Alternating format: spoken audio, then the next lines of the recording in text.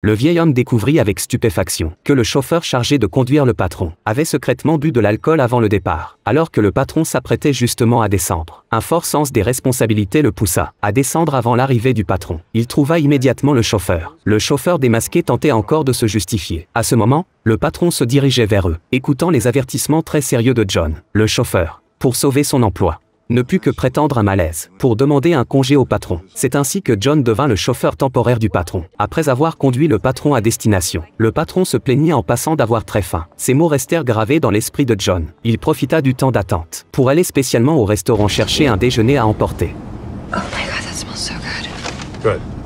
Ce soir-là, John reçut un appel de l'assistante Annie. Comme elle ne parvenait pas à joindre le chauffeur, elle ne put que demander à John de conduire encore un jour. Le lendemain matin, John sonna ponctuellement à la porte d'Annie, juste au moment où elle s'apprêtait à retourner attendre dans la voiture. Le mari d'Annie ouvrit la porte. Il invita John à entrer prendre un café. Face à cette chaleureuse invitation du mari d'Annie, John accepta volontiers l'invitation. Son air affable et bienveillant conquit instantanément la sympathie de la fille d'Annie. John appréciait beaucoup cette petite fille aussi, et lui expliqua en souriant son statut de stagiaire. Mais cela contraria quelque peu Annie, car elle avait toujours attaché une grande importance à sa vie privée. John perçut la gêne d'Annie, et s'excusa solennellement pour son comportement de ce matin. Annie réconforta John, tout en demandant discrètement aux ressources humaines de muter John. John n'en savait rien. Il n'avait d'yeux que pour le sérieux d'Annie au travail. Cette attitude de travail consciencieuse et méticuleuse rappela à John sa jeunesse. Ce jour-là, Annie travailla tard. John l'accompagna silencieusement. Annie remarqua ce détail et s'approcha avec de la nourriture et du vin pour exprimer sa gratitude. Par curiosité, Annie s'enquit du travail précédent de John. Avant sa retraite, John était vice-président d'une entreprise. Voyant l'expression de John, Annie réalisa que John ne plaisantait pas. En évoquant son travail précédent, John devint visiblement plus bavard. Dans leur conversation, Annie découvrit qu'ils avaient beaucoup de points communs. Cela lui donna l'impression qu'ils s'étaient rapprochés. Sur le chemin du retour, elle s'endormit pour la première fois en voiture. Entendant les ronflements d'Annie, John ne la dérangea pas, mais attendit tranquillement. Annie commença progressivement à accepter ce stagiaire septuagénaire. Le lendemain matin, Annie monta joyeusement en voiture, mais découvrit que le chauffeur avait été remplacé par une autre stagiaire.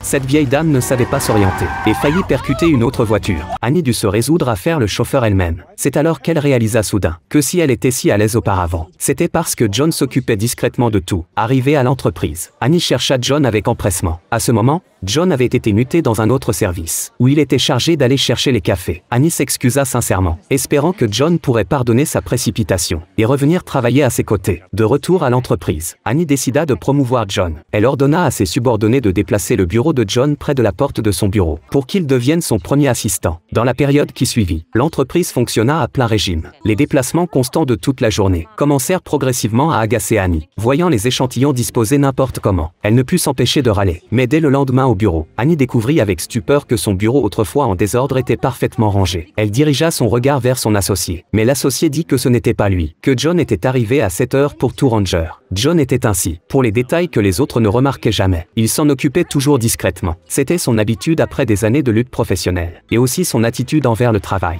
John utilisa ses nombreuses années d'expérience commerciale pour identifier rapidement les problèmes de communication de l'entreprise. Après avoir analysé minutieusement les données, il expliqua tout dans les moindres détails à Annie. Annie espérait qu'il pourrait l'aider à élaborer un meilleur plan, et n'oublia pas de présenter à son associé les 40 années d'expérience commerciale de John. Sur le chemin du bureau le lendemain, Annie était débordée, mais sa mère n'arrêtait pas de la presser de rentrer. Dans son énervement, elle envoya par erreur à sa mère l'email qu'elle destinait à son mari pour se plaindre de maman. Quand elle s'en rendit compte, il était déjà impossible de rappeler le message. Annie convoqua immédiatement une réunion, demandant au service informatique de pirater la boîte mail de sa mère, car sa mère souffrait d'une maladie cardiaque. Si elle voyait l'email, elle risquait une crise cardiaque. Mais le service informatique se déclara impuissant. C'est alors que John proposa une solution. Avant que la mère d'Annie ne rentre du travail, se glisser discrètement dans la maison pour supprimer l'email avant qu'elle ne le voie. Après avoir obtenu l'accord d'Annie, John et ses collègues partirent immédiatement. Annie les assista à distance par téléphone. Mais quand ils ouvrirent la porte avec la clé de secours, l'alarme de la maison se déclencha soudain. John prévint immédiatement Annie, mais Annie n'y prêta pas attention. Elle dit que c'était une fausse alarme, que sa mère utilisait pour faire peur. Après avoir entendu cela, tout le monde commença à chercher l'ordinateur. Cependant, après des efforts considérables, ils trouvèrent 2 ordinateurs. John demanda immédiatement à Annie de quelle couleur était l'ordinateur de sa mère. Avec l'aide de la secrétaire, John et les autres trouvèrent l'email avec succès. Mais à ce moment, l'alarme se déclencha à nouveau. Les collègues paniquèrent complètement. Seul John resta calme. Il demanda à ses collègues de supprimer l'email. Puis tout le monde se précipita vers la sortie. Il ne restait que 20 secondes avant l'arrivée de la police. Mais le collègue qui faisait le guet dehors avait lancé un concert personnel dans sa voiture, sans remarquer du tout ce qui se passait. Open the fucking door!